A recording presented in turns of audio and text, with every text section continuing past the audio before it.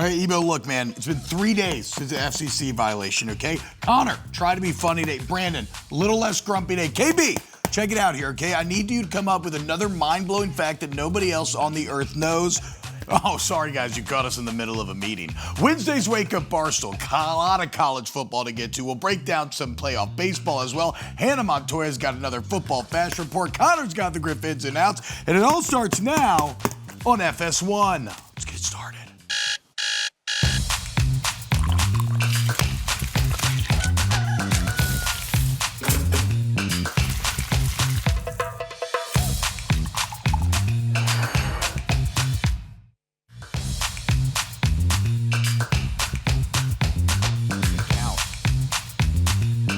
What's up, y'all? Welcome in. Wake Up Barstool Wednesday. Hump day, am I right, boys?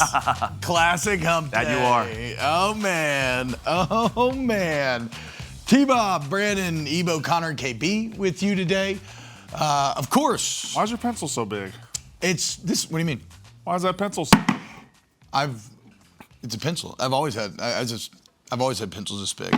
My hands are kind of tiny. Maybe that's making it look. It's like a forced perspective thing. Why does like Kyle have so many drinks? He's thirsty. More than one? Mm-hmm. Coffee and water. Very good. Look at that. A little speed and a little hydration. Speaking of speed, shout out to three of us on this panel today who last night ran a milk-infused mile on Barstool After Dark. It was very fun. We'll get to some of that a bit later. But we got a lot to get to today, kind of like I laid out at the beginning of the show. The college football thing I want to expound on a little bit because there's almost like three different conversations that I want to have on top of Wiseman. First off, the increasing parity in college football. We've actually got some quantifiable numbers that show that the sport has indeed started to flatten. And is that a good or a bad thing? I want to talk about the lack of ranked teams in the Big Ten. Is that a function of bad ranking or is it a function of the conference itself? And there's another one that I'm forgetting off the top of my head. Boys, what's up? How are we feeling today? Good. Fantastic. Average. My tummy's hurting, but I'm okay. What's wrong with your tummy? The milk. But also, I do want to say at the top of the show, T-Bob, you did have the FCC violation, everything. We have had some people on the show who have struggled with, keeping the potty language in check. I do have a bar of soap. If somebody does slip up today, bar of soap, washing out the mouth, making sure we're keeping the dirty words inside, not letting We're going to do a darn good job not swearing today. There we go. You can actually say damn me, but that's one of the things that you can say, and you continue to screw it up. Have you ever actually sincerely had a bar of soap thrust upon you by a parent? I have not. But that was always the threat, is that if you did say a bad word, then it was, we're washing your mouth out with soap. Eboo said he had. You have? Back in the day, yeah. I was quite the potty mouth, as you guys can see on national TV. No, I am as well. I remember it only happened one time to me. I called my little brother a word that starts with a D and means a phallus. And he told my mom, and yeah, sure enough, she jammed that bar of soap in my mouth for like 10 minutes, I think. Kind of wasn't that bad, though. I would imagine it would taste kind of good, yeah. I don't know if it tasted good. It definitely didn't taste good, but it was just kind of like, you're just kind of sitting there after a while. You're not actively like eating the soap. I might eat this soap by the end of the show. What flavor do you have? Lavender. Oh, Connor, it's quite delicious. Do you want to eat the soap? I think he soap. wants to eat the soap. We'll see. Well, don't worry. Nobody's ever accused Connor of being odd or sociopathic, so there's nothing at all out of character about him wanting to eat the soap. I learned how he runs last night, and I'm not sure. It conserves. I'm not sure you're a great runner. It's to conserve energy. I had a bunch of milk in my stomach. I just don't know, man. Your running form wasn't. It's also it's a ideal. short track. Why are you hollering? Why are you hollering? It made a lot of sense about the rabbit hole story. We'll just say that. It did, yes. He had a good time. He had a good pace. He just, like he said, he just runs a little, he conserve energy, a little loose wrist, a little dainty. A little dainty. That's okay. Anyway, we're going to start with playoff baseball, as Eboo is kind of the Barstool Chicago office's top baseball mind. Normally, it's the teensy tiny baseball segment, but today, due to the playoffs, it's going to be a bit extra large. Eboo, last night in the playoffs, we were treated to that most rare of baseball achievements. Yoshinobu Yamamoto with a complete game, something we almost never see anymore. The Dodgers started pitching, continues to dominate. Eboo, what was your biggest takeaway from Dodgers-Brewers Game 2? That Dave Roberts should take all of his relievers, sit them down, have a meeting and say, take another vacation, guys. You guys can go home. You don't have to pitch anymore in October. You can take a trip to Cabo. We don't need you because it essentially, Snell and Yamamoto, what they've done in Game 1 and Game 2 is disgusting. Yamamoto gave up 1 run on the first pitch of his entire game and then shut him down the rest of the way. I would not call to the bullpen ever again if I was Dave Roberts. He has to go now to Tyler Glasnow, who I'm not sure if you're familiar with his game, T-Bob. Disgusting, maybe more disgusting than these two. Wow. And then one Shohei Ohtani. Are you familiar with him? I know of him. Yeah, so those are your next 2 options. And then behind them, you could, if you really want to get deep in your rotation, you go to Clayton Kershaw, one of the greatest pitchers that's ever played. Now, Brandon, as our resident Brewers fan who basically lives in Milwaukee. That's right. Series shifting back to Milwaukee. Sure. Is there any hope? Well, Because this this feels. shifting away from Milwaukee. Oh, it's shifting away from Milwaukee. I'm an idiot. No, The first 2 games were in Milwaukee, and the Brewers could not do anything. They scored 1 run on a solo home run in the first inning last night. They scored 1 run in the 9th the other night. Other than that, it's been absolutely nothing. And I think the really hard part is Brandon Woodruff isn't walking through that door to make a start. You got to go to a bullpen game next game against a team that is dominating on offense, not dominating offense, but maybe dominating the series without their best player playing well at all. But what we really have here is a Dodgers team that is so well constructed and so awesome and so fantastic that they are just biding their time for 162 games until they can play some real baseball. Yeah. That's the Brewers, the Cubs, every other team is sprinting and exerting every bit of energy out of their roster to get to this point, and the Dodgers are absolutely cruising, and their pitchers are just, they'll pitch 5 innings here, 6 innings there, and when it's go time, they're popping off with this. First postseason complete game in 8 years. Yeah. Oh, wow. I love a complete game. Sandy Koufax is rolling over in his grave right now. I also think it's the first time that in back-to-back games a team has had 2 pitchers go 8 innings, 1 run or less since like 1983 or something along those lines. This is historic what we're seeing right now.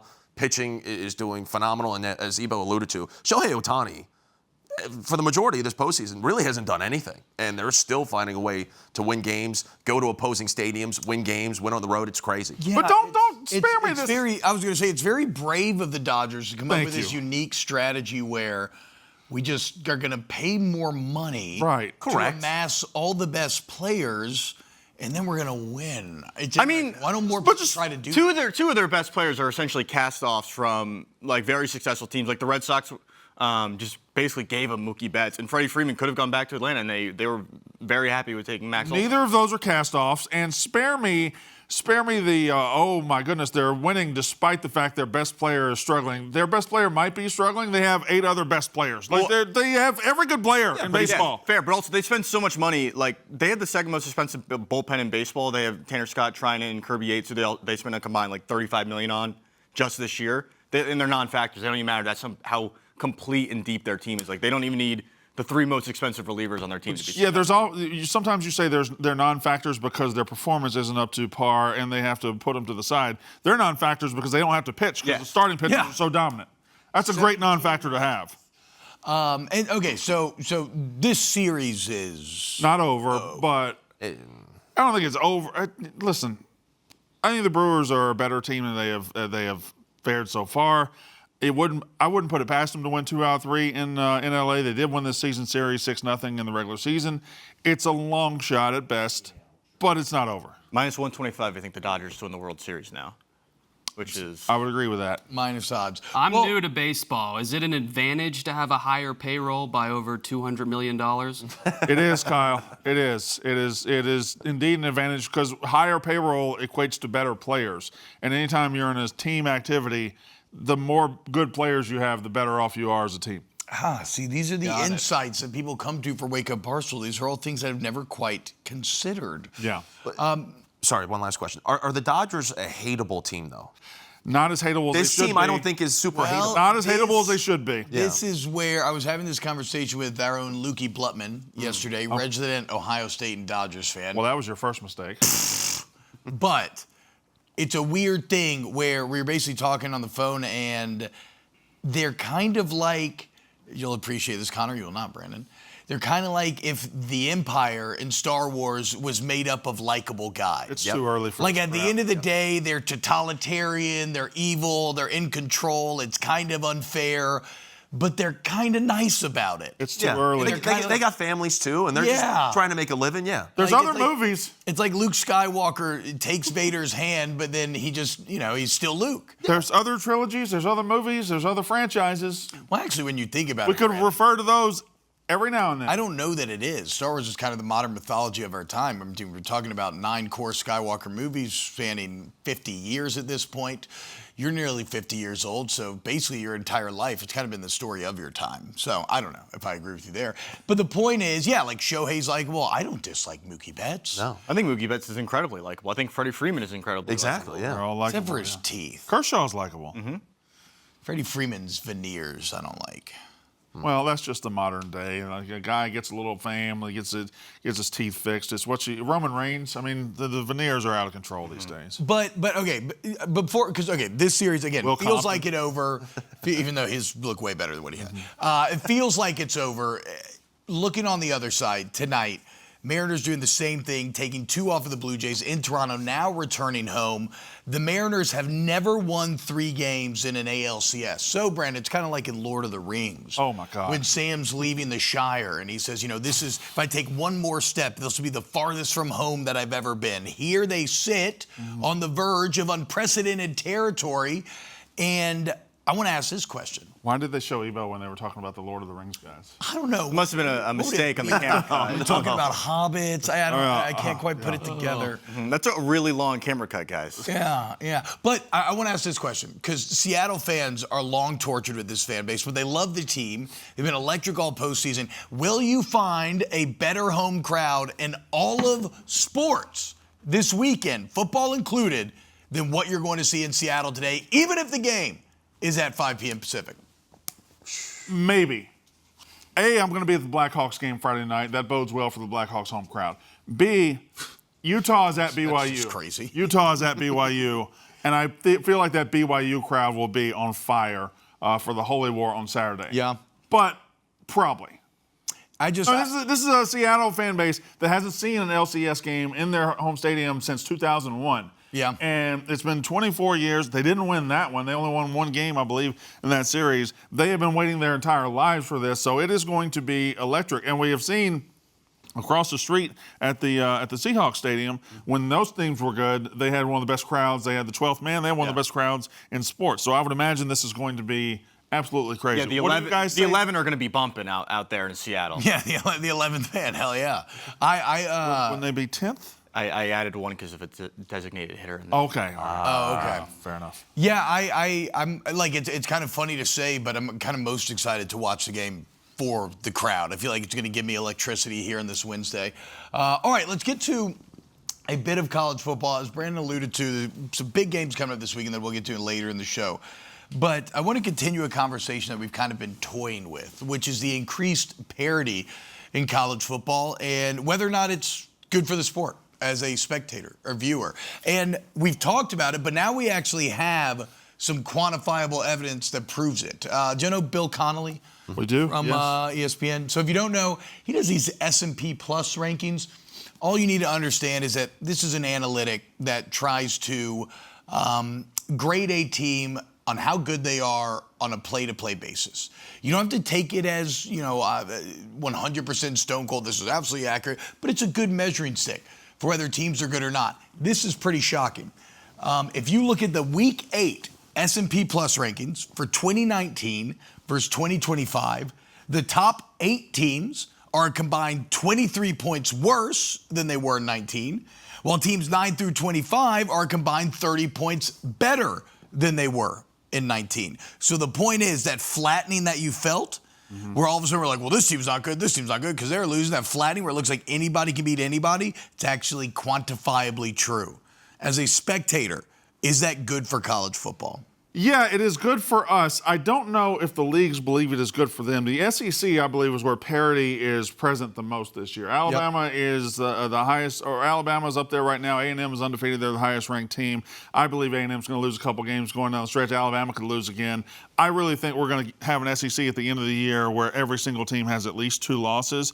And I think right now, as we sit here, in October, what is today, the 15th? I don't know.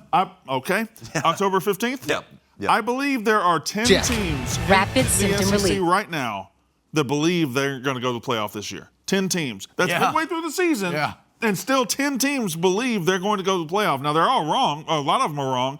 But that's pretty stunning that many teams, that many fan bases are still this invested and this possibly rewarded in the college football season. I believe it's Herb Brooks who said it's the hope that kills you. Yeah. Yeah. But it's also the hope that keeps you alive until you die, right? And so Which Star Wars is that from? Well, again, of course, in Two Towers, when Éomer finds Gimli and Aragorn and Legolas running to go get the hobbits from the Uruk-hai, what does Éomer tell them? Do not trust a hope. It is forsaken in these lands. You know Connor's never seen a Lord of the Rings movie? Yes, I have. Connor, I will kick you out of this Connor's studio never right seen now. a Lord I of the have Rings. absolutely seen Lord of the Rings. And it's crazy because you think he would have. We've talked about it. He has never seen a single one of them. Wasn't a fan of Peter Jackson's interpretation. I can't. I'm not going there. I'm not going to get distracted. No. I'm not going to because the Don't let point him is- divide us, dude. I'm not going to get distracted. But we do. Have to you talk heard about this, Kyle, that Connor's never... Stop. No.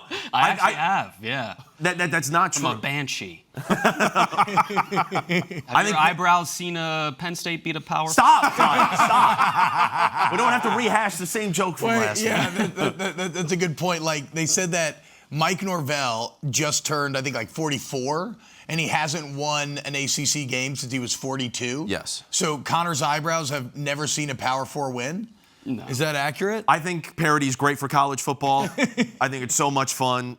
Part of the reason I love college football so much is because of the subjective nature of it. These rankings are all subjective. These arguments that we all make to put one team on top of the other. Now, especially when we're in a 12-team playoff era, and the arguments are even louder because there are more teams that feel like they have a spot at the table, and there's just all this slop in between. It's great. That's fine. Did your eyebrows ruin James That's my Franklin's answer. That's my answer. I think that Northwestern's looking good.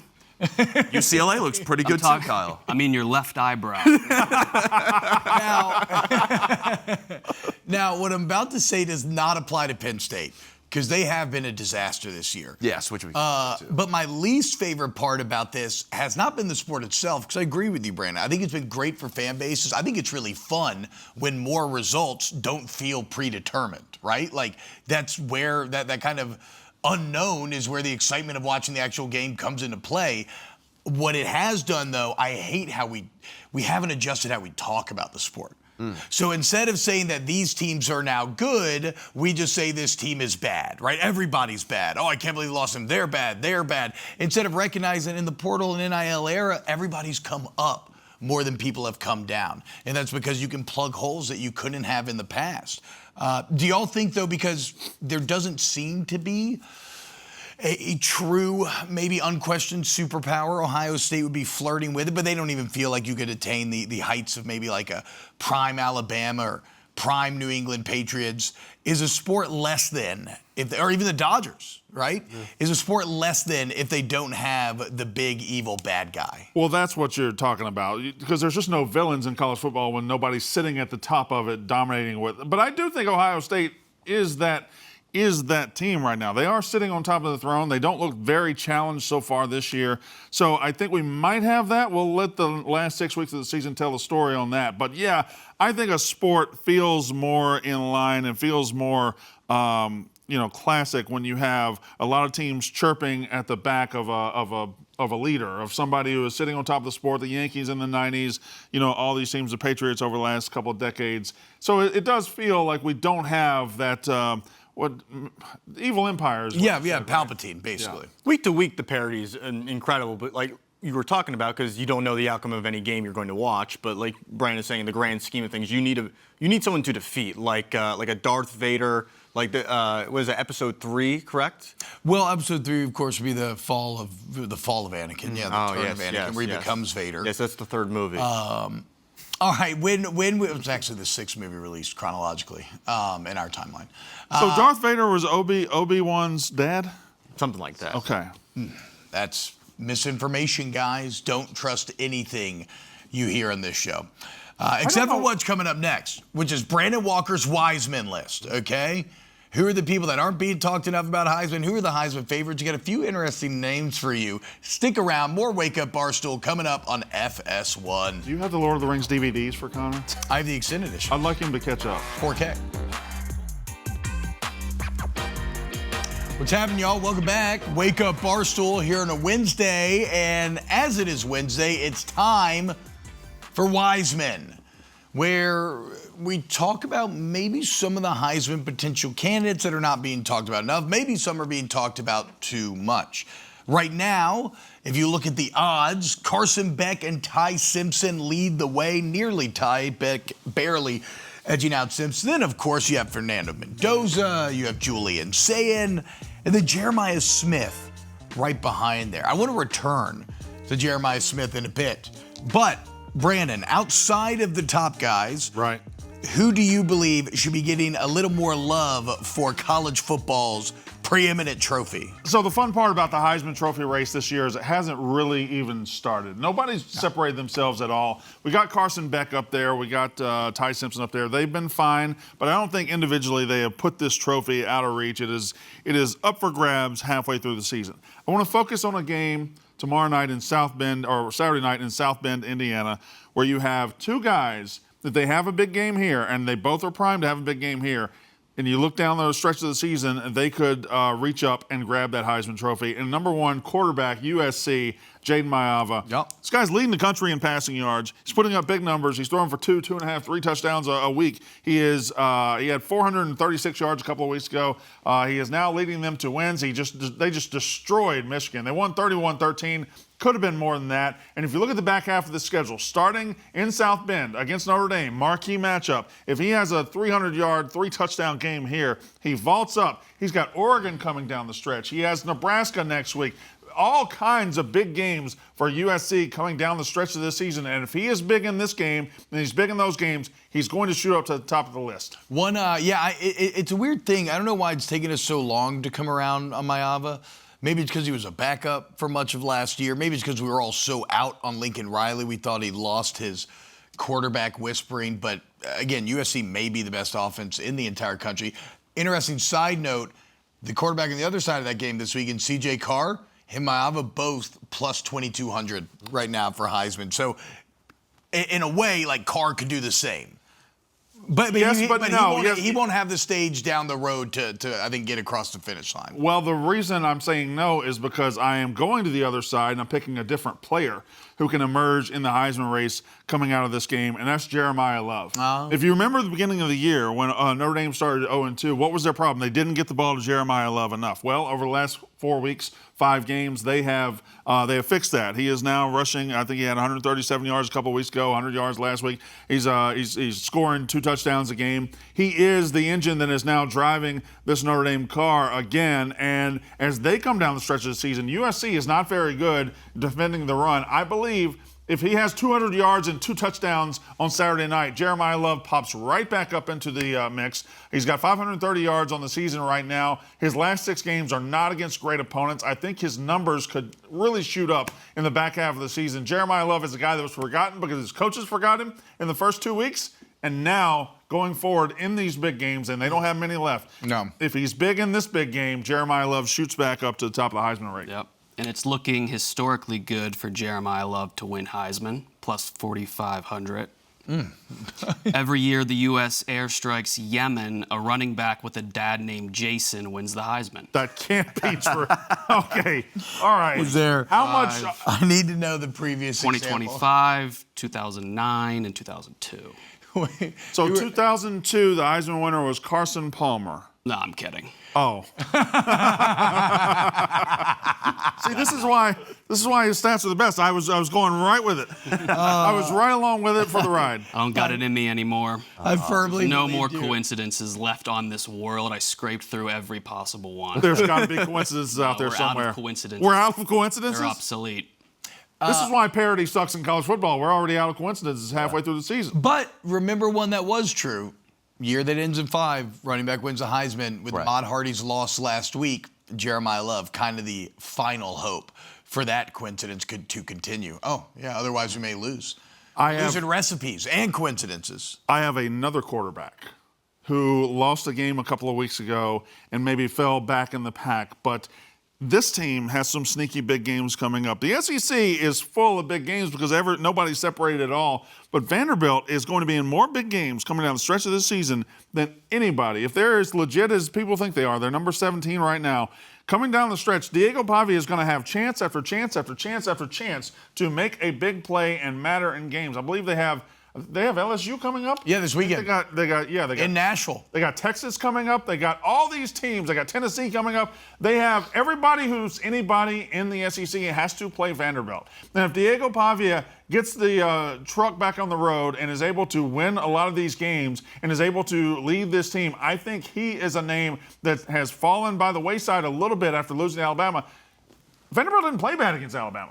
Vanderbilt just made a couple of mistakes. Well, Diego Pavia played. Yeah, he made the But mistakes. if he fixes that and it gets him back, and you have Vanderbilt as a playoff-worthy team in November, it's going to be because of him and him alone. That accomplishment alone is maybe worth a Heisman. Correct. I mean, that's a program that has been nowhere near. Imagine telling a Vanderbilt fan like 5 years ago you would have a Heisman Trophy contender and a potential playoff team. That'd be like telling an Indiana fan. Yeah. Oh, true, right? And again, I don't know if that's going to end up being true, right? Because I think they will not attain that. But you just think LSU is going to beat them. That's what you want to say. Just say it. Well, yeah, I think LSU is going to be Vanderbilt. Are you concerned that if they beat Vanderbilt that Penn State might come a knocking for Brian Kelly? I've been saying it all week. I desperately hope that does not happen. But with a lot of coaching jobs opening up, I mean, I think you have to kick the tires on the winningest active coach in college football. Yeah. So I'll protect him at all costs. Sloan too? I'll protect him at all costs, guys. T-Bob. What? I heard an interesting name for the Penn State job last night. What was it? But if you can't see my mouth moving, you don't know who said it. I think Mike Elko would listen to him. Okay, yes. The Mike Elko stuff is also maybe a bit. I think Mike Elko would listen to him. A bit flavor of the month. Did you know that every single coach apparently is from Pennsylvania? A lot of ties. Easy to single have coach is ties to from Penn State, apparently. Yep. Kyle, It all comes back to the PSAC. What's in the water in western Pennsylvania where every coach is from there? Oh, the confluence of 3 rivers. 3 different rivers. Which one? That is literally what's in the Oh, wait. You guys know them. The Ohio, the Monongahela, and the Allegheny. Perfect. What? How did you know that? Just Three River Stadium used to sit in Pittsburgh. Oh, okay. Right Uh-huh. on. Also, oil, right? Gas? It's natural gas, right? Natural gas, right? Yeah. In Western PA, what they got now? What's the resource in Western PA? I would say steel, yeah. Yeah. Steel would be the main made the one. most But sense. The namesake. we make that. Make steel. It's not a resource, right? That's How does steel get made? It's an unnatural maybe, resource. Is Is steel man-made? steel Steel grow? We can't grow steel. Well, is What do steel we though, put in steel? Yeah, is it like natural minerals and metals that we combine to make steel in an alchemical process, or can you find My a job. steel It's literally deposit? My job. What is? You can't find a steel deposit, right? Like you can find No, silver no. deposits, you can Right. find, AI doesn't know. but what is bronze made out of? No. Let's one just knows. let's make some steel on the Modern show. mystery. How are we going to make steel? By the end of the episode, iron and Kenny carbon. Lofton. we will make steel. We would need a torch of some sort, right? We need a torch. I mean, I've seen Rudy. They make steel in Rudy. Yeah. That's Notre Dame Yeah, football. somebody gets killed. Yeah, it's a dangerous job making steel. But are you refining it, or are we actively making There it? is a steel refinery, but I assume it's the steel they already make before they refine it. Beats me. Nobody here knows the process of making steel. Zero clue. What? Our grandfathers went to It's wars. carbon and iron. Okay, so you Iron. find an So we iron do deposit. find iron deposits, and we turn that into steel. Look at that, guys. Learning new things every day here on Wake Up Barstool. Other Wiseman guys, you have Damon Williams on this list. Well, you just tell them who's on my list. We got more Washington talk, I think, coming up a bit later in the show. We can get into Williams. He'll definitely have a chance as well. I wanted to mention a name, though. Like, I went through all the favorites, right? Jeremiah Smith is currently 5th on the Heisman odds right now. How can he be 5th and Mekhi Lemon not even be on the board? I'm talking not even, and you're like, well, who's Mekhi Lemon? Mekhi Lemon is USC's best player, their receiver. He is currently leading the Big Ten in receptions, leading in yards per game. He's got 44 catches on the year. Jeremiah Smith has 40. He's averaging 113 yards per game. Jeremiah Smith's averaging 83. He's got him outpaced by 30 yards and multiple catches. Touchdowns are equal. I think Smith has one more. It just goes to show how much name recognition and storyline can matter, because Mekhi Lemon is objectively outperforming Smith. And I would guess, if you look at Blitnikoff odds right now, Smith would be leading the way. This is probably very similar to the Malik Neighbors, Marvin Harrison Jr. debate we had about a couple years ago. I think it is probably, like you said, just physical traits people are projecting to the NFL, saying Jeremiah Smith is like the greatest wide receiver prospect we've ever seen, which is what we did 2 years ago for Marvin Harrison. So, but it's ignoring the fact that Ohio State just isn't really even using him like that. They'll get him out of the garage every now and then, and they'll show him off. They'll say, look how fast he goes, look how awesome this is, and then they'll just put him right back in the garage, and they'll be comfortable winning a game by 2 touchdowns instead of 6. Well, and also, Mekhi Lemon's doing this when the entire defense is focused on Mekhi Lemon, because he's the biggest threat that USC is bringing to bear. So I just want to give Mekhi Lemon some love. Coming up next, we got Connor Griffins and Outs. What are we bringing to the next week with us? What are we leaving behind? It's a must-see segment, guys, if you want to stay cool. So why don't you stay cool by grabbing a coffee and coming back for some more Wake Up Barstool. Here's the remote. What up? Welcome back. Wake Up Barstool Wednesday. Every single Wednesday we do. We got a guy, Connor Griffin, our beat reporter on what's cool and what's not. And so he's going to tell you the ins and outs, what you need now. Absolutely. Thank you, T-Bob. Love this graphic. My first in, folks. Well, you got to think this is what we're bringing into the next week. And this is the stuff that we are bringing with us into this next weekend and what we're bringing beyond, as well as the stuff that we saw in sports from the past couple of days that we didn't like and we want to leave behind us. So my first in, thank you, T-Bob, hip-hop. Yeah, hip-hop. Bold. You guys might Sure, be... that means a lot to Kendrick Lamar and NBA YoungBoy. Exactly. You might be thinking... From the Wonder Bread Hall monitor. We're not talking about hip-hop, that hip-hop. We are talking about hip-hop, the old Sixers mascot, the 6-foot jacked bunny rabbit that just wears sunglasses and leaps all... Yeah, it's okay, KB. Apologies. Leaps all over the place, launches himself into midair. He was the old Sixers mascot, I believe, from 1998 to 2011. They ditched him, but now, this year, he's coming back for select games. He'll probably suit up more than Paul George this year, most likely. So, is this something, help me out here, because I grew up going to Hawks games, and this was definitely a part of my childhood, where you had Harry the Hawk, who was your old school kind of like big-headed mascot, and then you had Skyhawk, who was like the jacked, go-do front flip dunks. Does every team have a jacked, flippy mascot? At least we used to. Now it's Franklin the dog. Well, he's a terrible mascot. But this guy made no sense. He'll just like line throwing darts at an animal board and choosing who's going to be your mascot? In a way. I do think every NBA team needs a mascot who has the capability of doing the trampoline dunk. Yes. You have to have at least one.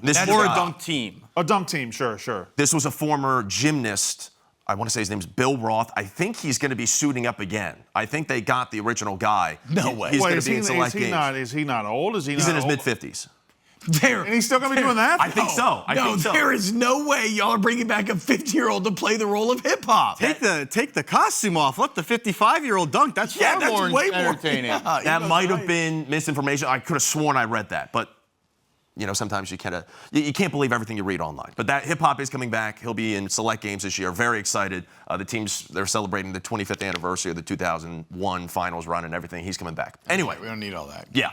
Very excited. Very boring. My next out, it's Ghosts. Boo!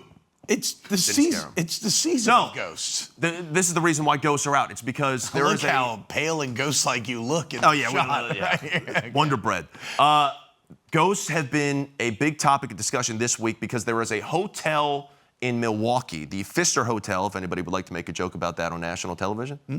What are you talking about? All right, cool. Pfister Hotel, it has been known for decades that this is a very, very haunted hotel. Teoscar Hernandez, the Dodgers have been staying there this week. He had to leave and go to a different hotel because his wife, she wasn't into that. She believes in ghosts and was like, this is too creepy. And I just think we need to stop this. When did he leave? Did he leave before yesterday's game? I believe so. That was the big he discussion point, yeah. He did come up with a big hit. Exactly. We need to stop putting teams in this haunted hotel in Milwaukee. I don't understand it. So that's my next out. I'm done with ghosts. I'm done with this hotel. I love ghosts. I've tried to have a paranormal experience multiple times in my life. I've opened myself up, and I have yet to. The majority of people in this world don't believe in ghosts, but there still exist these thoughts that these certain hotels are haunted. So if most adults don't believe in ghosts, and yet most adults will believe you when you say this hotel is haunted, where's the disconnect there? Do most adults believe there's no ghosts, though? I kind of think so. There's 5 adults in this room. How many of you believe ghosts are real? Well, so my old office was an old Civil War hospital. What are you doing this for? What's the producer doing this for? What? What of course you People in the room. No, but like, I don't know. I was like, I'm not scared of ghosts, but then I tried to make myself spend the night alone there and kind of wussed out a little bit. Kyle, ghosts. It's one of those things, if I saw one, maybe. I've never seen a ghost. I also have never seen a thought, and I believe in thoughts. I've seen some thoughts. Checkmate. I stayed in like the most haunted hotel room in like the country. It's like the Andrew Jackson Hotel in New Orleans. It was room 208. Anything happen? I had a panic attack. Oh. Probably the edible, but Okay. still, like nothing happened. Haunting in its own right, though. I've been there. Awful feeling. Fight or flight kicking in, adrenaline pumping. It's not good. Just not a good hotel. Okay, so ghosts are out during Halloween. Great job, Kyle. Yes. What's next?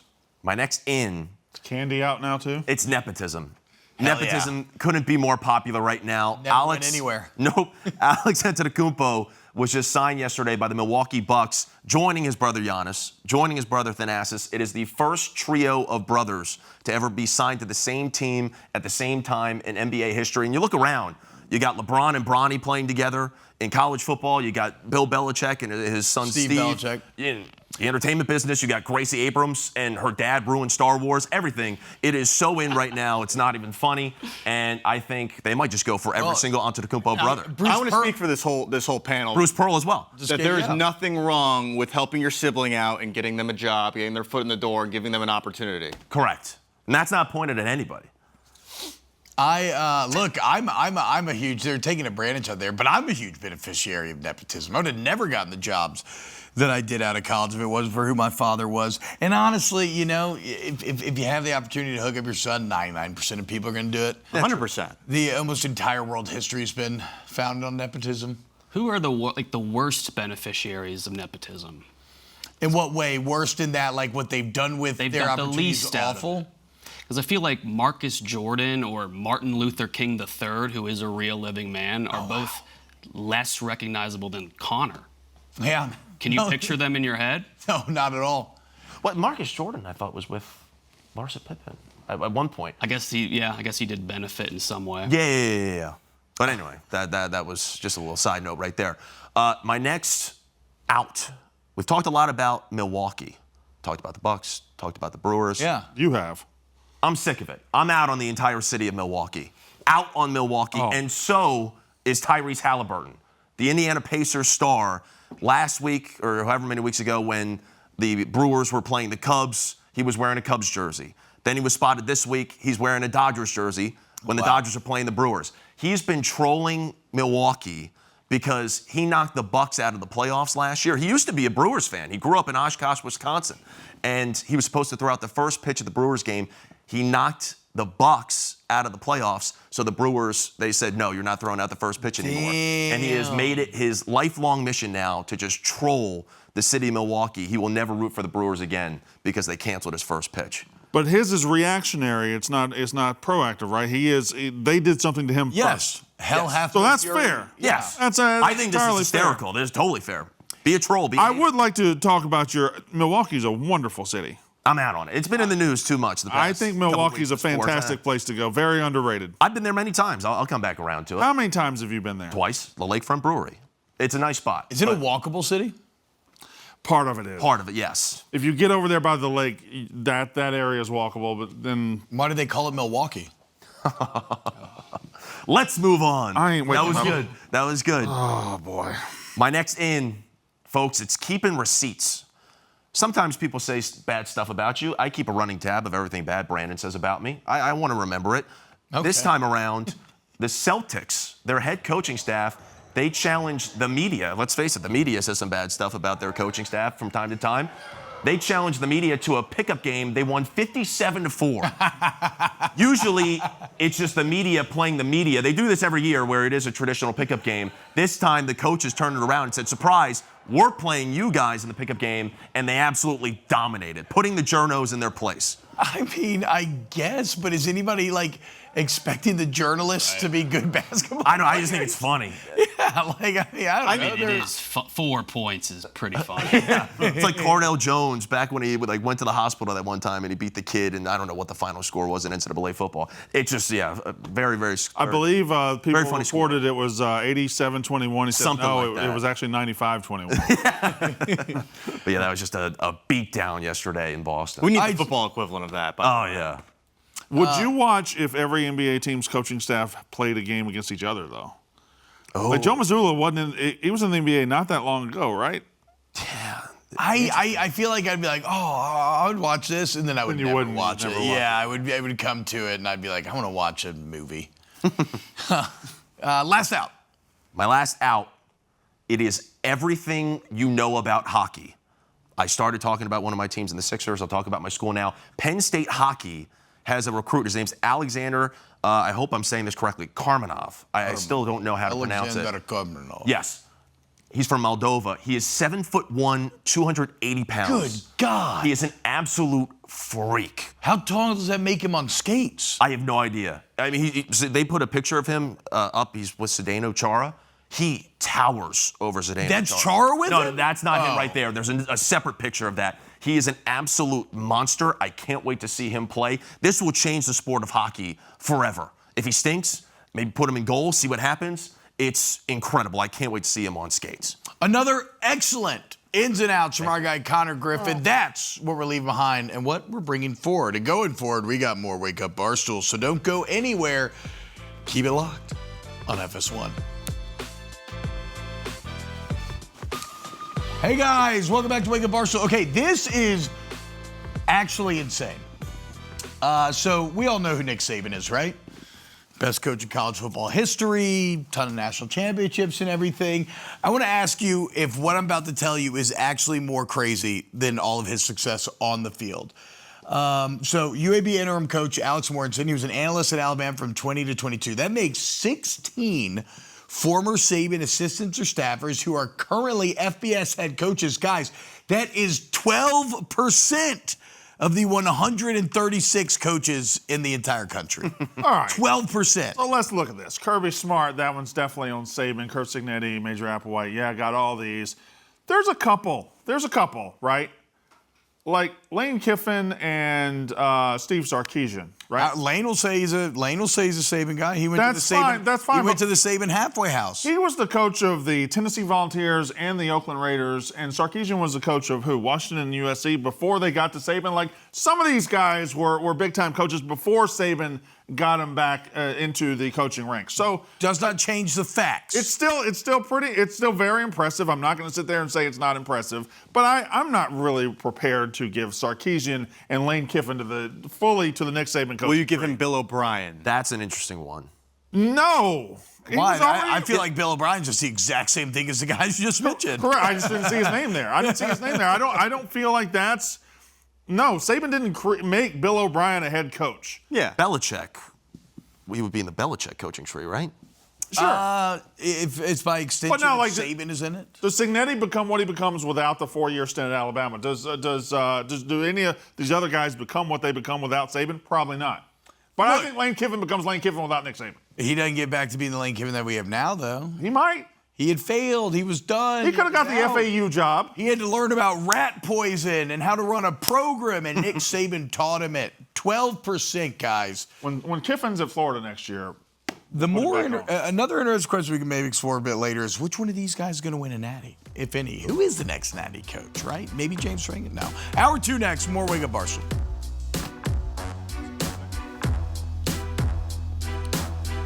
What's happening? Welcome back to Wake Up Barstool, guys. And right now, I am so excited. Okay, we love college football on this show. We talk about it 24/7. Check out Unnecessary Roughness, the college football podcast me and Brandon are on. And one of the hottest teams right now in college football are the Texas Tech Red Raiders, kicking ass. The defense is elite. They look great. And we're joined by their head coach, Coach Joey McGuire. Coach, what's going on, man? Thank you so much for joining us today. Man, I appreciate being on here. I'm huge fans. I follow y'all like crazy. I love what you do for college football, and it's so important what y'all are doing for college football. Well, that's very kind, Coach. And we were talking a bit during the break, but to maybe give credence to that love, you said that you've actually used some clips as a little Friday night motivation for the boys. Yes? Yeah, I did. I cut some stuff out. Coach Myers told me this summer, his teams played best pissed off, and sometimes he made some stuff up, and sometimes he manipulated some video and everything. So I did the same whenever y'all said, I just cut out that we weren't going to cover against Houston. I just used some of the other stuff.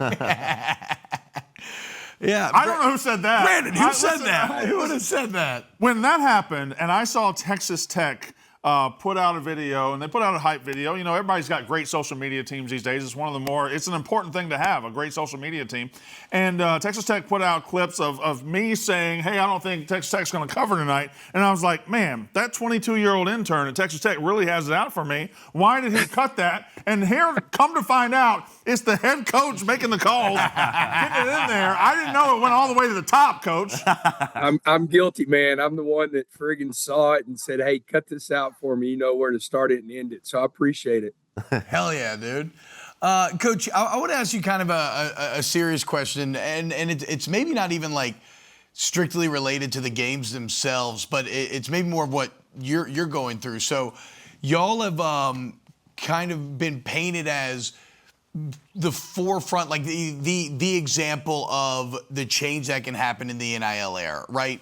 If you invest, the talent you can amass, and it's not a guarantor of success, though, right? We've seen it go awry. You've done an incredible job of getting this team together, but you personally, how much pressure do you feel, or maybe how different is it from previous times in your career?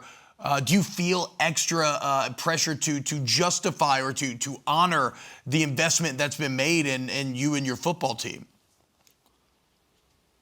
Yes. I mean,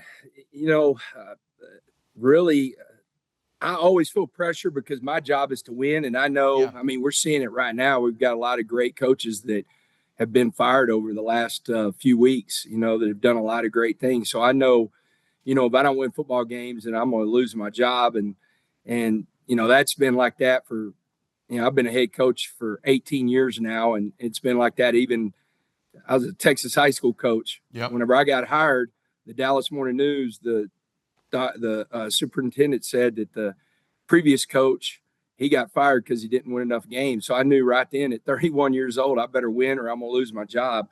But we have invested a lot. And, I want to make sure that we're doing everything we can to honor that investment and to,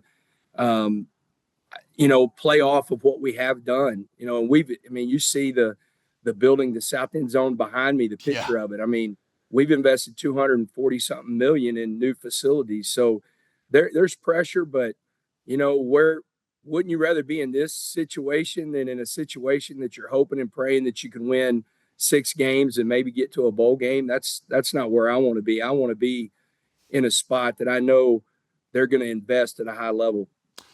Well, Coach, I know the resources that you're able to use right now and the investment has come and things are great for Texas Tech. But when you got there a couple of years ago, you made an initiative and you made a concerted effort to make sure, hey, we're going to blanket Texas and you're a Texas guy, and we're going to create a foundation of going out there and being a team that is in every Texas high school and all across. And so you built this foundation and some buy-in from inside the state that propped up and then created this opportunity for the resources to come and everything. How important was that foundation when you first got there?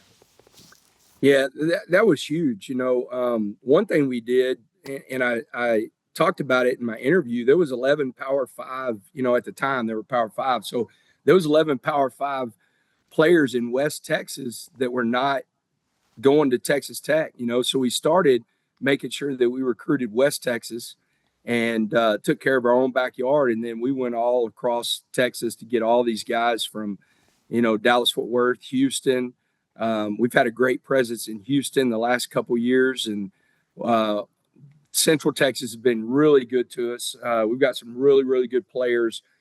Cam Dickey is from the Austin area. Will Hammond is from the Austin area. Jacob Ponton's from the Austin area. So, some of our starters are from Central Texas. So it was really important to have a huge footprint in the state of Texas. And I was lucky, man. I know if you're a high school coach, I was a high school coach for 23 years, and I still consider myself a high school coach that gets to coach college football. And we're in those high schools every chance we get. Coach, we talked a little bit about winning games, and so far this season, you guys aren't just winning games, you're flat out dominating. I think it's 24 points was the lowest margin of victory that you guys have had this year. It's incredible.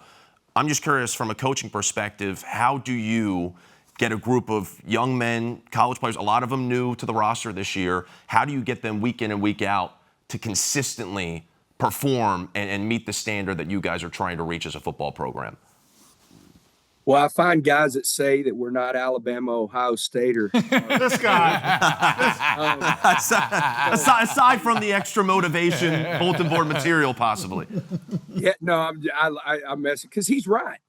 That's what we're trying to be. Every day, those are the gold standards of college football, and I respect the heck out of those guys. And I know it's going to be coach speak for a second, but man, our guys really believe in being 1-0. It's when they walk into the building on Sunday, we already have the next logo up that's saying 1-0. The countdown clock's already the next logo. That stuff's taken down Saturday after a game, whether we're home and away, and really focusing on what's next and what we have to do. So we have a group of grown men. This is an old football team. We do an advanced scout every Sunday, and there hadn't been a team yet, whenever you're talking about snaps or starts, that really have been close to us. I think Utah, maybe Houston, but one of those two were the closest, and they still were pretty far away. So, man, I'm dealing with a lot of guys that have played a lot of football that are grown men. And I give you an example, Lee Hunter, who is an absolute stud. He is a monster in the middle, and I'm talking about winning. And he goes, Coach, I haven't won in my career in college football. This is really important that my last year I win. And so you have a lot of guys like that have big voices on this team that are helping me, drive that 1-0 mentality. Coach, so you're playing Arizona State this weekend. Kenny Dillingham, they're 4-2. They lost at Utah, which no shame in that. They, of course, lost to Mississippi State on the road in Starkville, probably the toughest place to play in America.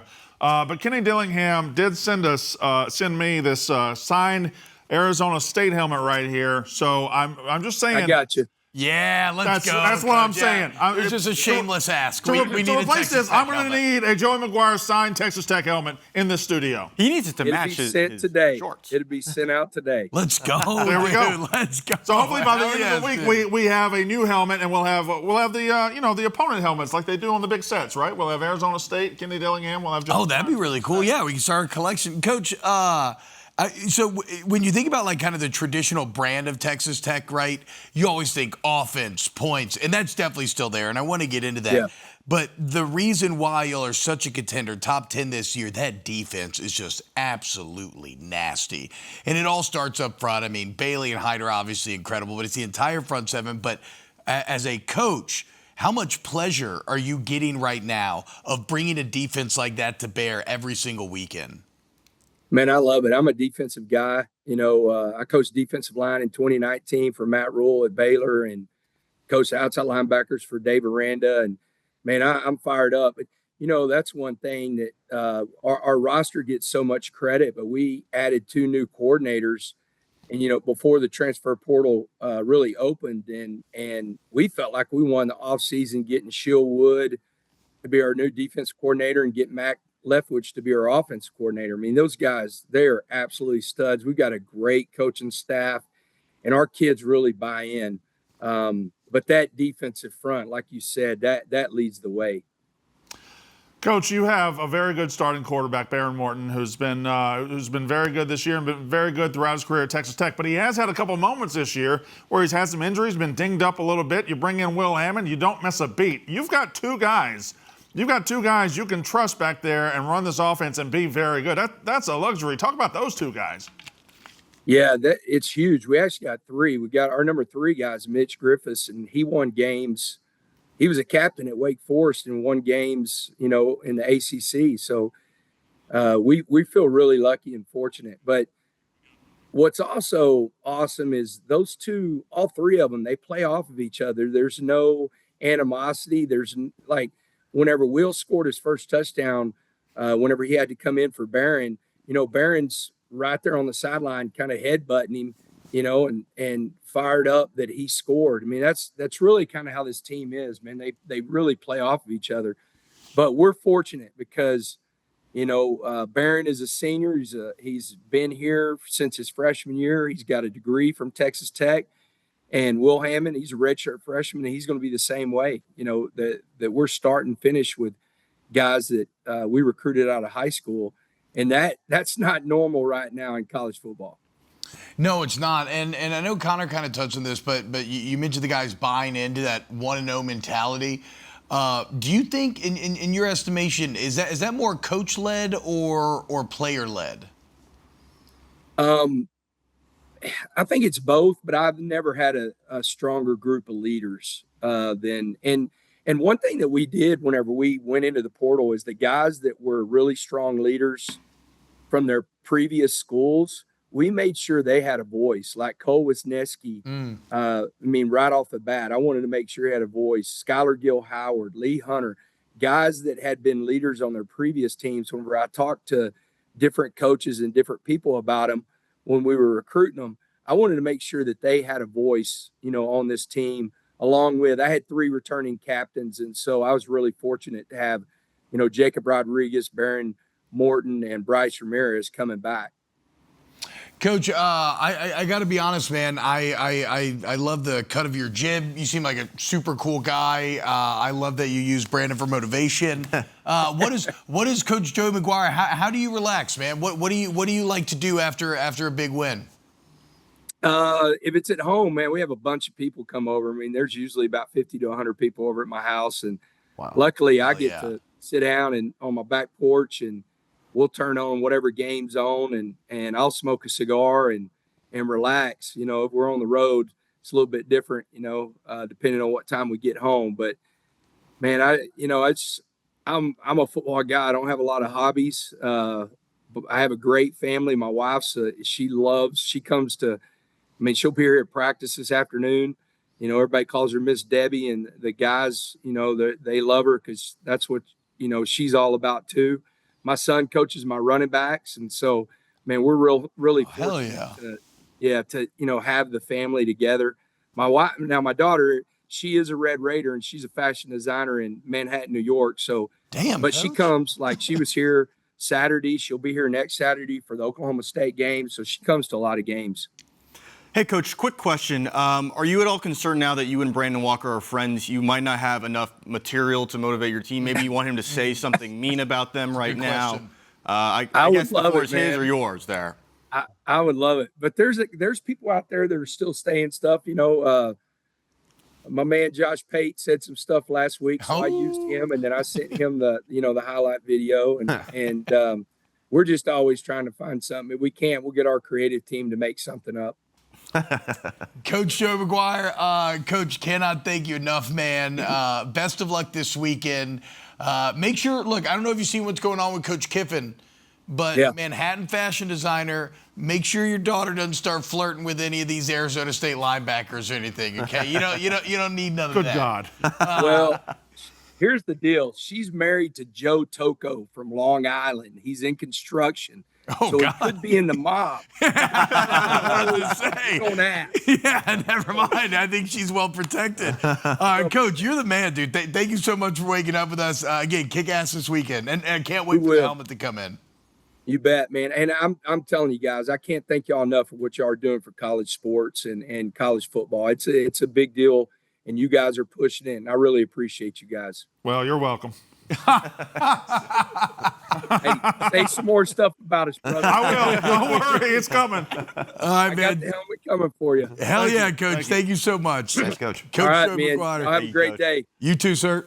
Texas Tech head coach. This is why there's no winning for me. There's no winning. I can say the best things about everybody in the world, and I say if you slip up and say one, you're in a hype video. Well, I mean, look, It's good. man, I like it. It's the nature of the beast. Yeah. It's the nature of the business. And again, as the preeminent college football voice, heavy is the head that wears the crown. Yeah. Let's go babyface. No, he's going to be a heel the rest of his life. Yeah. I've tried to go baby. You're gonna be a heel the rest of your It life. never works. I feel terrible because even though I chose Texas Tech to win the Big 12 or whatever this year, like, I very much doubted and said so publicly Joey McGuire for years now, and I love that guy. Yeah. I love his accent. I love his vibe. I want to be one of the 50 to 100 drinking beers and smoking cigars after a big win. Like, Ben Mintz probably will be. shout out Coach McGuire, man. Can't wait for that helmet to come in. All right, coming up next, we got more Wake Up Barstool. We're going to get into some of the big games coming up over the weekend. Don't go anywhere. Both college football and NFL coming up right here on FS1. What's up, guys? Welcome back. It's time to talk college football. The biggest games coming up this weekend. One of the biggest ones is the Holy War. And right now, so I had this on my notes for last night, but of course I did last night's roughness while commuting in for the Milk Mile. Yeah. So I couldn't read my notes while we were going. Is it time to start talking about BYU? They started 9-0 last year, finished 11-2. They just dominated Arizona State, granted without Sam Leavitt. And Jeremy, could you get in my ear and tell me what your exact BYU setup was here?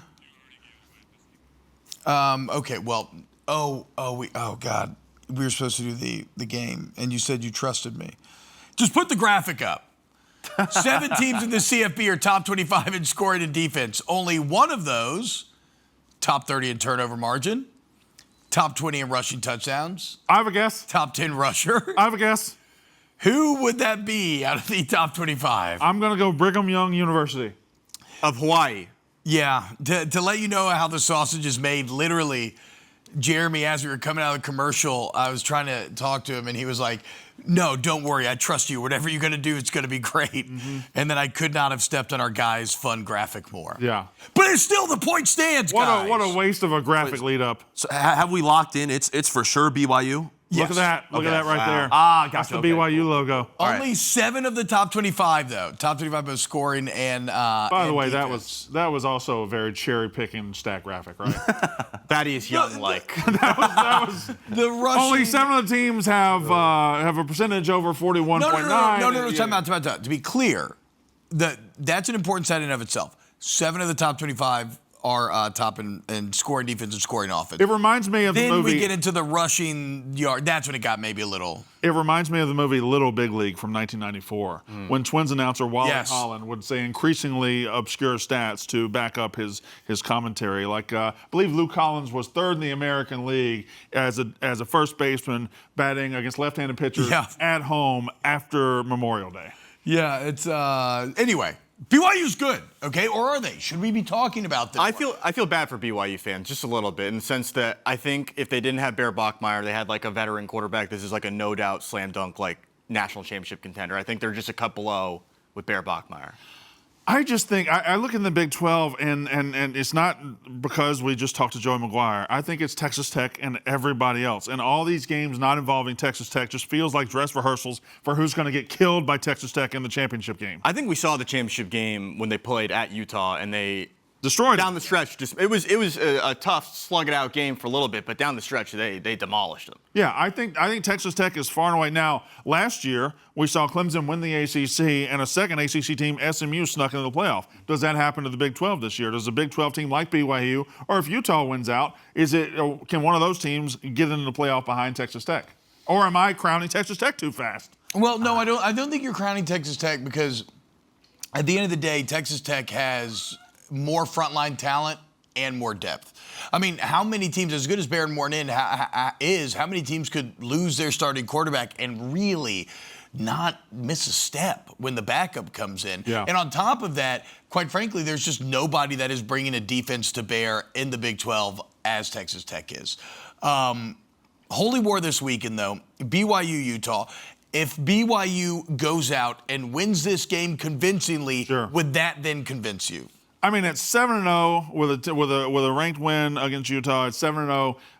It will be hard to ignore them. But again, like you said, last year they went 9-0, and I feel like people ignored them then. So maybe BYU is just one of those teams that's cursed right now to be able to be flying under the radar. But one more time, it comes down to if BYU starts 8-0, 9-0, 10-0, and they get in that championship game, can they compete with Texas Tech? Because that is when you decide if you're a playoff team or not. I think the one thing that comes out of this game is if Utah wins, like if they go out the way they did against Arizona State and they thump BYU, they deserve infinitely more respect than they're getting in the 20s because their only loss is to a gargantuan, monstrous Texas Tech team. I think Utah should be closer to a top 15, maybe even fringe top 10 team. Now, this game is going to be in Provo. As we said, the Mariners crowd today should be awesome. This would be, I think, the crowd, as you alluded to, that would potentially rival it this weekend. Brandon, do you have any way of – because, again, college football can be kind of niche on a national stage like this to begin with. Right. And something like this can be even more niche within that niche. Do you have any way of maybe – because you've seen it firsthand – giving like perspective on just how much these two schools hate each other? So when we landed in Salt Lake City this year, we went to the Utah-Texas Tech game. We were there for the Big Noon kickoff and the Barstool College Football Show. And we woke up that morning, and it was still dark outside. The Barstool College Football Show, I believe, started locally at 7 a.m. And we get out there, and there's just a sea of red. There's red everywhere. They had been waiting all night. And to a man, when I walked through that tailgate, every Utah fan that wanted to talk didn't want to talk about Utah. They didn't want to talk about Texas Tech. They wanted to talk about, glad you came here and not BYU. We hate BYU. Everything they wanted to talk about was, we hate BYU. And when we went there, all my DMs from BYU fans were, why are you going there? BYU is better. They hate each other. And I really feel like we rank rivalries in this country based on stakes. We rank them based on the wrong things. Yeah. We rank Michigan, Ohio State way high because they're always top 10 teams. But they don't hate each other. They hate each other. They hate each other. But they don't hate each other the way these teams hate each other. They don't live on top of each other. Provo and Salt Lake City are 45 minutes apart. I didn't realize that. They live right on top of each other. They absolutely hate each other. You're talking about if a BYU family is walking down the street and here comes a Utah, one of them's crossing the street. I don't think that's happening in Ohio State, Michigan. The hatred drives this rivalry, not the stakes, and that's college football at its finest. Yeah, I've always thought that great rivalries kind of have three main traits, which are geography, proximity, like you're getting at, the history of the series, which is a ton here as well, and then the stakes, which if we look right now, 15 versus 23, top 25 matchup, both trying to go over as maybe the lead contender to take on Texas Tech. So yeah, this is going to be a holy war for the ages, and there's no hate like religious hate, a bit of religious fervor, and there's undeniably an element of that in here as well. Well, also what BYU can do here, BYU can pretty much break Utah's back. Yeah. Utah came into the season with the new quarterback and hoping to be they had a disappointing year last year with the quarterback injuries, but they were hoping to be a playoff team this year. If BYU beats Utah here, Utah's basically done as a playoff contender. So there's a few other interesting games, a lot of great ranked range matchups this weekend. Ole Miss traveling to Athens to take on Georgia, and this is a hard one to parse. Ole Miss undoubtedly, or not undoubtedly, feels probably overrated there at 5, but I think they're still a very good football team. They handled Georgia in Oxford last season. Georgia looks to be more vulnerable than they have in the past. And then Ole Miss last week just looked completely unconvincing after looking great before. Do you think that the Rebels can go on the road in Athens and come out with a win? Something that Alabama just did. I think if they weren't coming off a year where they thumped Georgia, they would have a much better chance. But listen, if you look at Ole Miss's schedule this year, they have the win over LSU where they won by 5, but they really won by like a couple touchdowns. Dominated the game. They dominated that football game. But They struggled against Kentucky. They struggled against Arkansas. They struggled mightily against Washington State. And now they're going to a Georgia team who just came off the road against an Auburn team with a very good defense. Ole Miss doesn't have a defense as good as Auburn. I think this does fit towards a big Georgia win. I don't like saying it nationally because ever since I got this job, and anytime I say anything that's even kind of negative about Ole Miss, they're like, oh, you're just a hater, you're just a hater. Well, the truth is they're number 5 team in the country, and last week they almost got beat by a terrible Washington State team. And that's the thing, too. You could say traditionally, like, oh, that was just a look-ahead game for Ole Miss. They'll be better. But as Brandon pointed out, they have struggled this season. They were also coming off a bye last week. Exactly. That is a major problem, a major concern in my eyes. And going to Georgia, a place they have not won at in a very long time, that really concerns me. Now, I do expect Lane to have the boys much more ready to go than he had them last week. I feel like we'll get Ole Miss's best effort here. But Georgia's been living a little dangerously. That's what I'm saying. They're more vulnerable than they've probably ever been. But that's the parity that we talked about earlier. Yeah, and it doesn't mean that Georgia's got bad. It's that Ole Miss and other teams are getting more consistently good. Alabama and Georgia are still probably 2 of the best teams in the SEC, but they're not killing anybody. Well, and speaking of Alabama, they have a massive one coming up this weekend. Another rivalry with 2 schools that really hate each other. Tennessee heading to Tuscaloosa to take on the Tide. Maybe the 2 best offenses in the SEC or somewhere around there in the conversation, sure, at least. Yeah. Tennessee basically leads every offensive category right now. Their defense is garbage. Alabama's offense is very good. Defense a bit better than Tennessee's. I think Bama holds serve here at home. You said it. Listen, Tennessee, Joey Aguilar can throw it down the field. They can run it. They can throw it. They can receive it. The receiver, Brazel. Yeah, Brazel's probably the best receiver in the SEC so far this year, but ultimately that defense is not very good. That defense gave up 44 to Georgia, 34 to Mississippi State, or 31 to Mississippi State, gave up 31 last week to Arkansas. Like, that defense is very bad. Now it's on the road against a Ty Simpson that just doesn't make mistakes. Ty Simpson is very, very good. I would expect this to be a big win for Alabama. Yeah, and I'm Alabama hater number 1, and I got to give credit to Simpson. Like, if I didn't have any emotional dislike for Alabama, I'd be celebrating Simpson as a guy who stuck around. I'd be celebrating the Caden Proctor packages or something that are super fun and awesome as they put a 350-pound lineman in at shotgun to run the ball. This is the throw of the season, by the way, right here. That is the throw of the season. 4th and 8. Yeah, it's crazy. The Ryan Grubb hiring seems to really be paying off for Ty Simpson. Well, and I was going to say, on the flip side, specifically talking about this game, Alabama, they looked pretty beatable last week. And they've looked beatable all year. Exactly, but if maybe Bo Perbula has a bit of a better game last week, then they do wind up taking the loss and maybe going up against a higher-powered offense in Tennessee this week. There is cause for concern. I don't know. I definitely think it's going to be a high-scoring affair, but I wouldn't rule out Tennessee fully. That Mizzou game was weird, though. It was very weird. The box score there was a lot of discrepancy in the box score. Alabama missed out on some opportunities. They settled for 3 instead of 7. But I think in general, this Tennessee team with the more high-powered offense, they could really capitalize because Missouri did not look great offensively. But in the new SEC, the top has come down, the bottom has come up, the middle is tighter than it's ever been. Anybody's going to beat anybody on a given week. That is actually true now. It didn't used to be true. We used to just say it. But now it is actually true. If you're Alabama, you cannot. This is now a tricky spot you're in. If you drop home games to Tennessee, your resume looks a little weird because you have all these great SEC wins, but the one loss in that schedule right now is looking pretty bad. Yeah. So the SEC is going to start getting put in some weird spots with these 2 losses once teams are getting to 2 and 3 losses. So there's been a lot of SEC versus Big Ten talk. A massive game coming up that has some, by extension, stakes for the Big Ten would be USC traveling to Notre Dame. Right now, USC feels like they're on the edge of being really good. Like, I think that Illinois loss is going to age quite nicely. However, we've also seen USC collapse out of nowhere under Lincoln Riley in recent times. Notre Dame feels like they've completely recovered from that 0-2 start. CJ Carr doing very well. Obviously, Notre Dame has no margin of error when it comes to playoff. But to me, the bigger story here is USC trying to assert themselves, say, no, we are good again. Lincoln Riley still can be good, and the Big Ten has another good team. Has Notre Dame gotten it together and recovered since the 0-2 start, or has their schedule just been trash? Well, both. One is a function of the other in many ways. USC might tell us that answer this weekend. USC, even in their loss, they lost 34-32. They had a big comeback in that game. It was a very good comeback. Like USC's consistently put up points, and this is a Notre Dame defense that in their 2 losses gave up a lot of yards and points to Miami, a lot of yards and points to A&M, and now this is probably the best offense they've faced. So I just don't know. How can you believe in a Lincoln Riley team at USC until they prove you can believe in them? Yeah, I suppose that's fair. But this Notre Dame defense, like you said, not good. USC may have the best offense in the country. We're going to see. Heading over to Sunday, we got some really big matchups coming to this weekend. And I want to know which one y'all think is maybe the best out of this grouping. So you have Rams-Jags, you have Colts-Chargers, you have Bucks-Lions, Falcons-Niners, kind of sneaky big. What do you think is the highlight there? I think it's got to be Bucks-Lions, Monday Night Football. Yeah.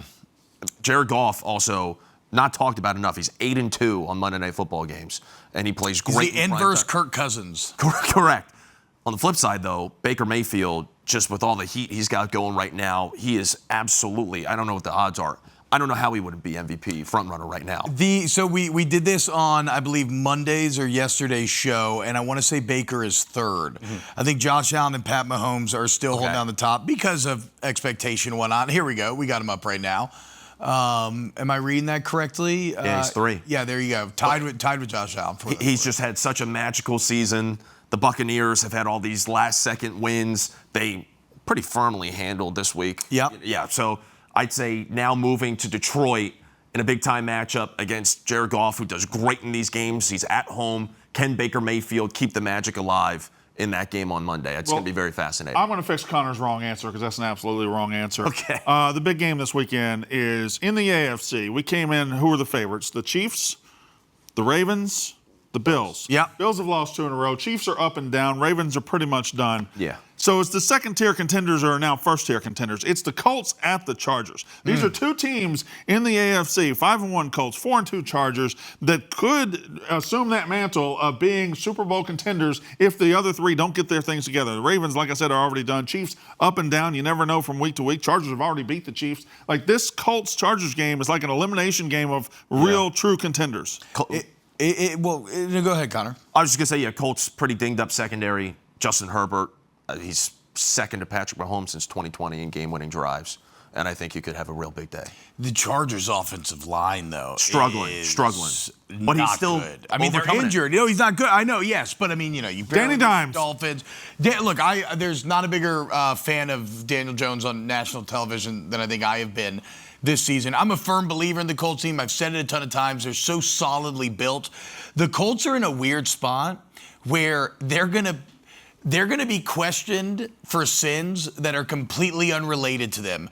And it's the Sam Darnold sins of the Vikings last year. Yeah. Because they feel so damn similar, where you have a quarterback that was never believed in that all of a sudden is hot, and the team is very well made, and we know they can win in the regular season. Like, I see no reason why any of the winning should stop. And so we're already looking forward and saying, well, can Daniel Jones get it done in the playoffs? Kyle, what do you think? I mean, I think everyone wants to see the Lions or the Bucks in the Super Bowl, but I feel like the NFL, like the championship is as dismally familiar as the college football every year, right? Yeah, it's Chiefs still, right? Like Chiefs, Chiefs Eagles, are going to make yeah. it. I don't know about the Eagles. Eagles feel like they're about to Depressing. implode. Kyle depressed me just now. I've got all this hope of the Colts and Chargers and somebody breaking through, and he reminded me it's probably just going to end up being. Look at call. It's going to be Ohio State versus Alabama, and it's going to be perfectly monotonous. Why are we doing Monday in mid-January? Everyone's going to be numb to it.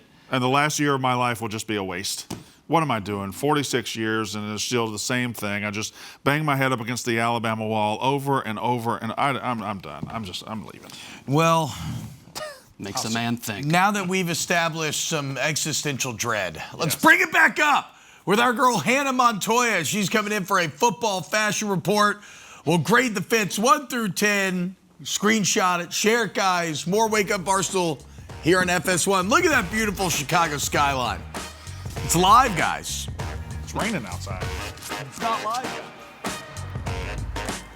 What's happening, guys? Welcome back. Wake Up Barstool here on FS1. As you can see, we have our cards to give out grades, which could mean but one thing Right now, it is my distinct pleasure to talk to one of my favorite people here at the company, one of the most talented people here at the company. That's our girl, Hannah Montoya, who is back once again with another football fashion report. Hannah, what's up, girl? What's up? I'm so happy to be here, and always your intros make me feel great inside. Well, you're very talented. Thank you. Oh my God. You're all right. Thanks, Brandon.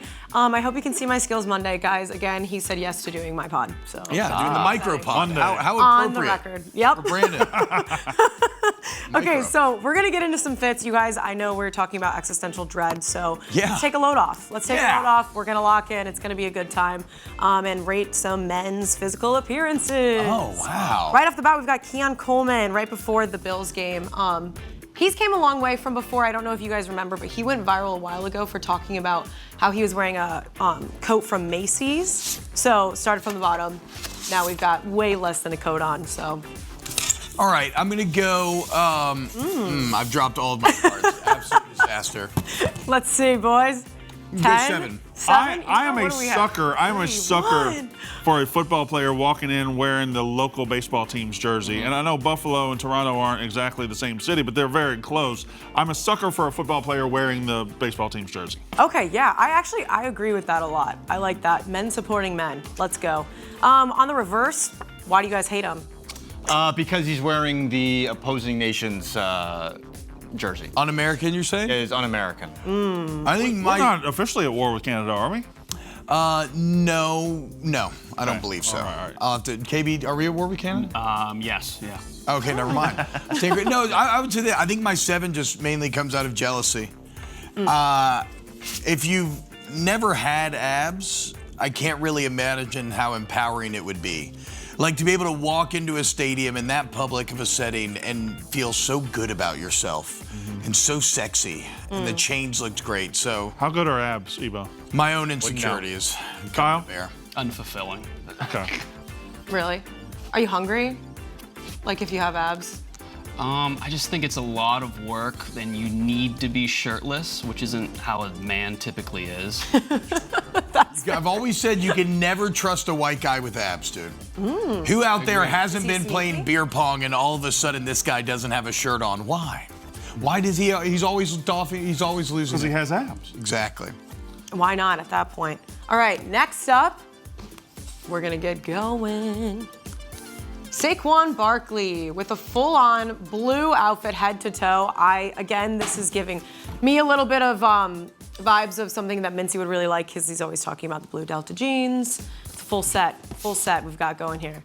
Total mixed reviews. Yeah. Okay, I need This to is see an 10. argument. I need to see an argument. Well, it's only a 10 for he raised him when you said Saquon Barkley. Yeah. Look at the outfit. Even look. Purely biased. That's my guy. I'll support anything he does. One, because, hey, man, you play for the Eagles. They're green. Wear a green suit.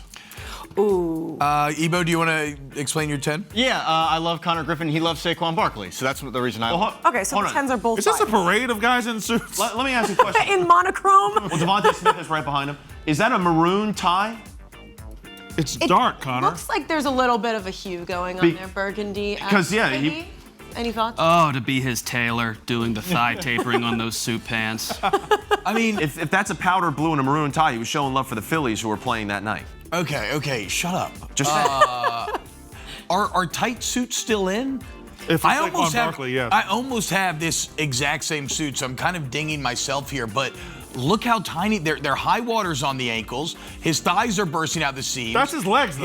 Yeah. But it's a fully tailored suit. Get it tailored to your legs. But it's like the abs of the leg. His arms are too short, his tie knot is way too tiny, and his collar's too wide. Yeah, okay. All right. hard The disagree. ratios are off. The ratios are all off, and I got thick thighs as well. I understand the game. I know how it feels. You ever get a crotch gusset put in? What's a crotch gusset? Oh, we'll talk off air. Is that a little to create a little room? Okay. Had an emergency crotch gusset at my friend's wedding. He's trying to act like he had a crotch gusset put in. You have no need for a crotch gusset. All right, what do we got next, You had to Hannah? fix All your right. friend's crotch? Yeah. Moving forward, although I do want to unpack that. Puka Nakua, baby. Really excited about this one because it looks like he's dressed for any occasion. Like if you think of one, he's probably got a layer or garment that could fit that environment, like hunting. Basketball, pick up basketball. Okay, yeah, on so there's Friday. like one piece that would fit in one environment, and then he just threw them all together. Yeah, that's what I'm kind of thinking. It's like miscellaneous in general. Let's see here. Is that a 0? That's a 0. They did not provide me with a 0, so I'm making my own. DIY, I like it. That's great. I think we've got kind of a similar vibe going on today. This might be the most unanimous, even though we've got a 5. Well, this is how fashion works, where I find that to be so confusing that I'm like, is it actually cool? Maybe. Like, am I missing the boat here? It feels very LA what Puka just How had do you on. know how fashion works? Uh, I don't know how fashion works. I guess I mean, I don't know. I guess I don't. My sister's a high-powered fashion designer. That's true. Show me your moo-moo, shout out. I don't know, it just, that feels very Los Angeles. And generally Los Angeles, you gotta be a little more out there. All right. Shout out Puka. I Shout guess. out. I don't really know, actually. I mean, it definitely takes confidence. And that It's one of those outfits that like completely hinges on how well you're doing that season. And since he's True. a star, I guess, but I don't think it fits his like quirky Utah personality. Utah. Like you have to play a certain. A practice squad player can't show up in that outfit. No. No. He needs to be in the Saquon suit. Yeah. Just keep it classic. I like that. Maybe he could have joined the line of monochrome suits. What do we got Maybe a next? couple others. Okay, moving forward. Oh, God. Yeah, this is a lot. This is a little bit of a hot A topic. lot. Yeah. That's yeah. the best outfit I've ever seen. That's perfect. I love it. It's Look the, at that. It's the hot topic of it all. I feel. Who is that?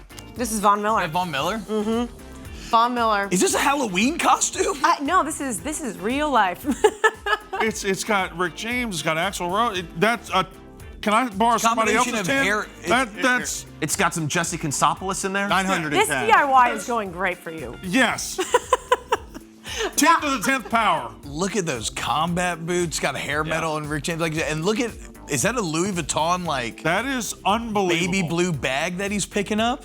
Oh yeah, and someone's holding it. That's a job. That's a nice job to have. Is there a rabbit's foot on the zipper? Good luck, baby.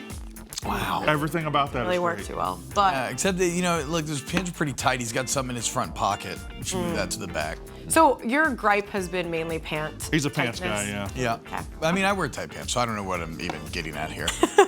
That's fine. Okay, moving forward onto the next. Rome Odunze, baby. I really like this one personally. I'm just gonna say he looks like a 90s Hell main yeah. character That in a is- sitcom. Every Hell yes. kid I went to high school with. Every single one. That is 1997 come to life. I'm giving that a 10 as well. 9 for I the really 90s, like it. baby. I really like. Is this someone you would see at the mall that you guys were just talking about? Yes. 1000%. It's got a little bit of grunge in it. And he looks, you know what? He just looks so, again, how you wear it, how you move it. He looks so confident and cool. He does. That And shirt like also, super chill. Like I want to hang out with that guy. you can tell me that shirt cost him $400. You can tell me that shirt cost him $14. I would believe you. I want to go follow girls around in the mall with that guy. Yeah, that'd be great. You want to go back in time and do that. Some You don't wanna do that sparkle? now. No, not now. Okay. I didn't even notice the sparkle. There's a but- little bit of like a bedazzlement to it. And you know what? Honor's going to notice the bedazzlement. All right, and then last but not least, I was really excited about this one. We've got Kyler Gordon. So this is going to be a little bit of a controversial kind of one. And He looks like a sheep. in my head, it looks like a little boo-boo pelt in a way, but I do want to hear everyone's reviews on this one. I think Don't do it, Brandon. This is a 10. Hated it. You're But not tacky quite and a I hate you. 0, Hated it. but a 1. I kind of like how out there it is. It kind of looks like did y'all see the Kim K stuff that was released yesterday? Oh, yeah. Fake Bush Skims. G-strings. Yeah. It looks like you could shear him and make a G-string out of it. That's the Skims, like, That's what warehouse. I need. I need somebody to show up on the next fashion report walking with the fake Bush into the game. If I buy it for you guys, please wear it. This feels like We'll get the all definition four. of being Why? being comfortable, being uncomfortable. Because he's in denim, but also a Sherpa hat and a Sherpa vest, but also slip-on slippers there. Yeah, I don't understand the shoes like at all. moccasins. Are all Also, slippers slip on? He's That's a got great point. laces on his socks. I'm gonna find some little frills. strap-on slippers. fully like physically uncomfortable. Like it's totally different from our last outfit. He What are the doesn't look socks like he's excited to be in this. He looks nervous. He does look nervous. He's not. You're right. He's not wearing it relaxed or casual at all. He looks like he's thinking like, is anyone gonna like? He looks like he was dressed by his girlfriend or wife. Oh yeah, he He was forced to wear that. Yeah. That's a good point. Yeah, I mean, I really appreciate it. How about the length here? It's just crazy to me that long denim shorts are back. That's what I like the most. Are they back? I don't know. I mean, I guess. Look at this. It probably costs a lot of money.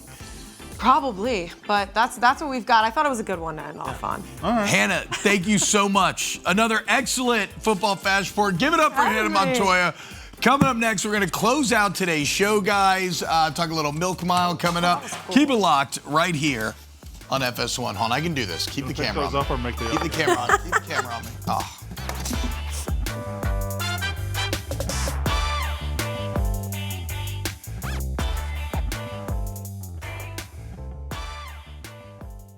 There you go, guys. FS1, right? Bring you Wake Up Barstool. Got great sports shows throughout the day. Got the Mariners coming tonight. Eboo, thoughts on tonight's game?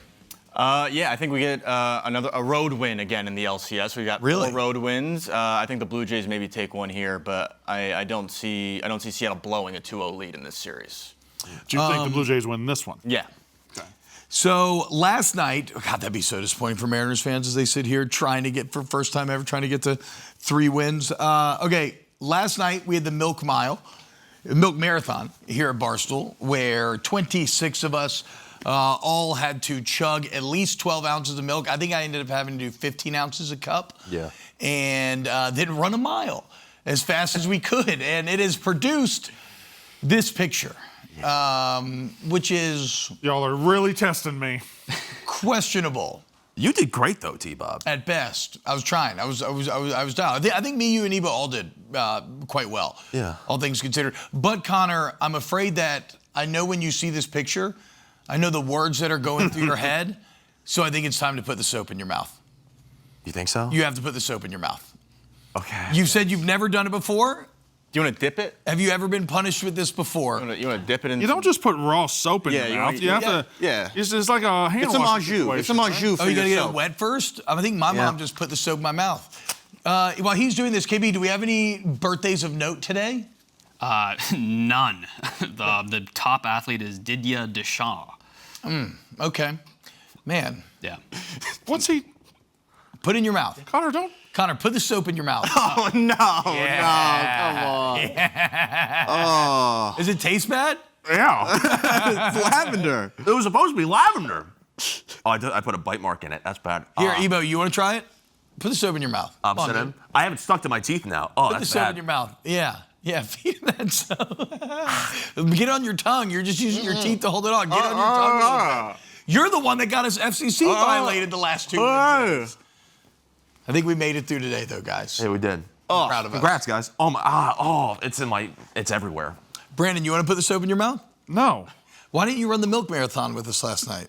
Because that was stupid. Yeah. You guys were gonna run and throw up. 2 things I hate doing. Yeah. None of us puked, though, boys. Nope, no puke. I might puke. Oh, this is bad. Is it that bad? It tastes really, really weird. I don't like it. Okay. I'm gonna Turns spit it out, out. guys, here in 2025, soap in the mouth still an effective punishment. Huge thank you to everybody here. Huge thank you to everybody in the production room. We love you, and we'll see you tomorrow.